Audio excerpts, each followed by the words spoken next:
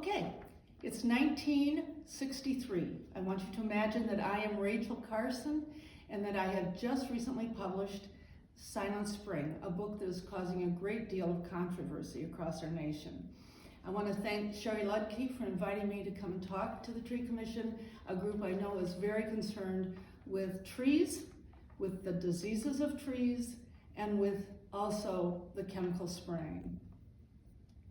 The purpose of the book was to warn the public of the dangerous chemicals, including DDT, that are being spread recklessly through the environment and are harming all of life, not just the insects that they are trying to get rid of. Once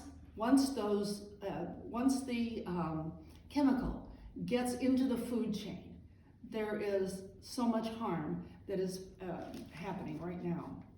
Now, the storm of controversy is coming from attacks that I am getting personally and for the research from especially the chemical and agricultural industries, who are much more concerned with profit than they are profit in our economy than they are with protection of our environment.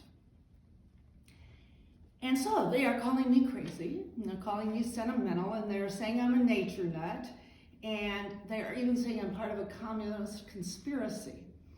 Ezra Taft Benson, the agricultural secretary, has even asked the question, why would a spinster with no children be interested in genetics? So obviously, the public is confused. They don't know whether to believe the business arguments or whether to believe the environmental arguments. And what I would like to ask you is that before you decide, before you make your decision about what you believe, please pay attention to who is speaking and why they are speaking. One criticism I've had is that I don't have a PhD. Well, I have been working for almost 20 years as a marine zoologist for the U.S. Fish and Wildlife Division. And I have written 3 books on the sea that have been not only critically acclaimed, but also bestsellers. So I think you might ask, fairly, why would I write a book that would cause such an uproar and be about the chemicals? Well, I'll tell you that in 1945, I proposed an article to the Reader's Digest about the harm that the chemicals were causing, the DDT in particular, to marine animals, to fish, and other wildlife at that time in 1945. It was just the beginning, and of course the harm had not gotten to the point it has now. But we were noticing some changes. And so I proposed this series that as we studied it, that the Reader's Digest would print our findings. Well, they told me that the study was just too uncomfortable, that people would not want to read it. So that wasn't done. Now that was 1945. However, just recently, well, 5 years ago, Olga Hawkins, a friend of mine who lives on the coast of Massachusetts and has a bird sanctuary there, contacted me and asked me to work on a problem she was having, and she was trying very hard to publicize. And that was that her birds, her little songbirds, after a spraying was done several times for mosquitoes, she was finding them dead and dying in her bird sanctuary. Not only that, but she was also, I'm going to get a glass of water, and we can just continue as I do this, or a sip of water. And she was not only finding them dead and dying, but also the mosquitoes that returned the next year were super mosquitoes. They had survived the spraying, and so they were coming back with a vengeance. So it didn't take care of the problem. The spraying did not take care of the problem, but did cause the death of the birds. Well, after hearing her story, I had a new mission. I knew I had, I could not listen to a thrush sing again if I did not get involved in this problem and do what I could do. And so after a number of studies, I found that she was exactly right. What she had found was happening all over. On the campus of Michigan State, they had been spraying since 1952 or 3 for Dutch elm disease. And it had, the first year after they sprayed, there were no problems. It seemed to be fine. In fact, they even started spraying for mosquitoes and other problems. And, but by the second year then, when the robins returned, and they returned and they seemed fine, it wasn't long before they were finding robins dead and dying on the grounds of the campus. They were experiencing tremors. It was something they were trying to figure out why, because it didn't appear that the spray had done anything the year before. And so they decided it was a disease. And that went on for a while. And then there was a study on the campus for crayfish. And they were studying crayfish, and they began feeding the crayfish the worms from the campus. And when they started feeding the worms to the crayfish started dying. And not only did that happen, but there was a snake, part of another study, I guess, that was fed the worms. And it also experienced the tremors and the death that the birds had on the campus. And so they were able to come to the conclusion that the spray had settled on the leaves had fallen to the ground and decomposed, and the decomposition in the ground had been absorbed by the worms. So into the food chain went the chemicals, and then the robins, of course, were eating the worms, and any other birds that were, or wildlife or critters that were eating the worms were getting the poison. So that was a revelation. And then there was another study that was done in Toledo, not too far from here.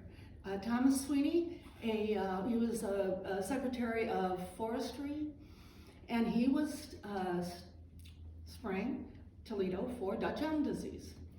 And his spraying began about, I think, 1953. And he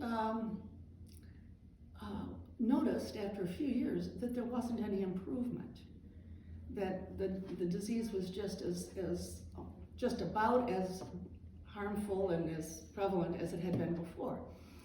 So he started studying it over a few years and determined that where they had, first of all, taken out the trees and cut them out and taken them away first, had done the best.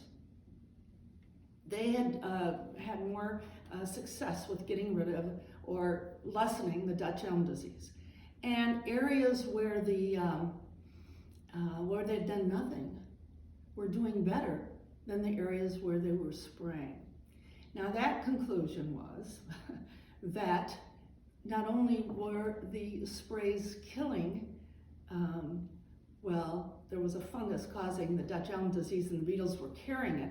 Well, not only was it killing the beetles and the other parts of that disease that it could kill, it was also killing the natural predators of the disease. So that was another finding. And so with these findings, it was clear. It was clear. And so then I published this book. And as I've said before, it is receiving a lot of controversy and discussion. I have to quote one writer in the New Yorker this was a letter to the editor. We can live without birds and animals, but as the current market slump shows, we cannot live without business. We can live without birds. We cannot live without business. All right, think about that for a minute. Think about the connection of all of life and the interconnection, and let that settle in. Okay, so what are we to do? First of all, we must find alternatives to the chemicals. And of course, really working on studying who the natural predators are of the pests would be very helpful. And working on that from that aspect. How can we use the natural predators to get rid of the problems?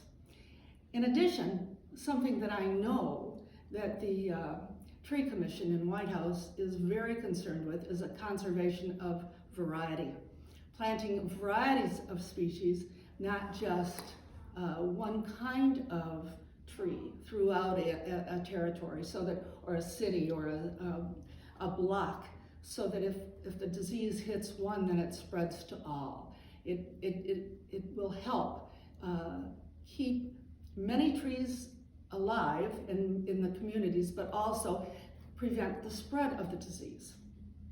Those are two things that we know we can do, but there are many other ways to find alternatives also. We need a government, we need to elect legislators that will pass legislation protecting the protecting the environment. That is very, very important. If we don't have the legislators, we're not going to get the laws. So that is something we all need to pay attention to when we go to the voting booth.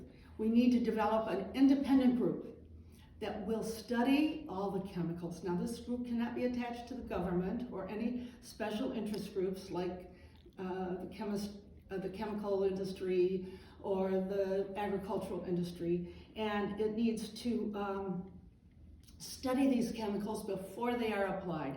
Today, we are so anxious to get something on, cured, solved, before we really fully study what we're doing and what the effects will be. And we need, all of us need, to be vigilant. We need, if our future generation is going to have an environment that we experience, we need to pay attention to this and be constantly noticing. Although right now, President Kennedy is forming a special commission, and that's very exciting, and that's really a step in the right direction, and it seems like we're going in the right direction. But in the future, we don't know. We don't know what we'll have. FDR passed legislation to protect the wilderness, and then the Eisenhower administration came in and was more interested in business. And so mining and lumbering industries were put back in business in places that had been protected. So we need to keep our awareness and our vigilance as to what's happening and not ever figure we have this problem solved. But most importantly, one way we can remain vigilant is to teach our children to be aware that from the minute of birth, children have an innate desire an innate love for nature and a desire to be in nature, to go out and blow the seeds off of a dandelion, to roll down a hill, to pick up in the dirt. I was gardening the other day and this little child was with me and he was finding all these neat little bugs in the dirt and just enjoying them. And you know, from the time they're children, we need to encourage that as adults. We need to enjoy it ourselves and get out there with them and teach them that this is true all of their life, not just when they're little kids, and of the resourcefulness of nature, just even to our mental health and physical health. We need to just really be mentors to all these children. And if we do that, you know what we love and really treasure. What we love and treasure we protect and care for. And if we teach the children and show them, then they can have a future with this wonderful world we have, this wonderful world of nature. In conclusion, this is the first time in history that all living creatures, from the moment of conception to the moment of death, have been exposed to these dangerous chemicals. It's the first time. It has taken thousands of millions of years for the balance of nature that we have today, which requires the interconnection of all of life, to be developed. It has taken so long, and I'm afraid if we do not do something now, soon, it may be too late, that we may not be able to reverse what is happening. And so my plea to you is, please do not keep silent.